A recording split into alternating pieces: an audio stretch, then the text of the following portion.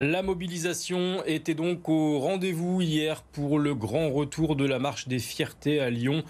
30 000 personnes selon les organisateurs, 15 000 selon la préfecture, ont défilé sur les quais du Rhône sous une chaleur accablante. Ambiance bon enfant, malgré la polémique autour des cortèges non mixtes.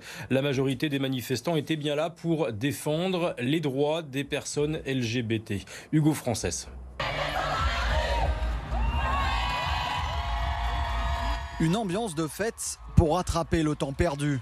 Annulée l'an dernier, sous la pluie il y a 2 ans, l'édition 2021 de la Marche des Fiertés aura été un succès pour la communauté LGBTI lyonnaise, venue dénoncer les violences et discriminations subies. Le mot d'ordre, c'était notamment contre les violences fascistes et les violences d'État. Donc notamment parce qu'à Lyon, il y a pas mal beaucoup de groupuscules d'extrême droite qui s'en prennent régulièrement aux personnes LGBTI+.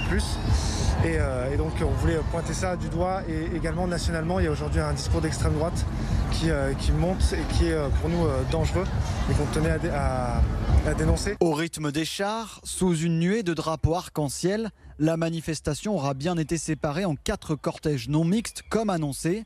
Une façon pour certains de mettre en lumière leur combat. Mais il est temps aussi de donner de l'espace et la parole à ceux qui en ont besoin, à ceux qui seront massacrés et tués tous les jours sous les coups impunis de ces personnes-là et qu'on n'en fait rien. Et c'est pour ça qu'on est obligé, nous, de nous donner notre propre espace, notre propre table à laquelle on peut s'asseoir pour que ce soit un endroit safe.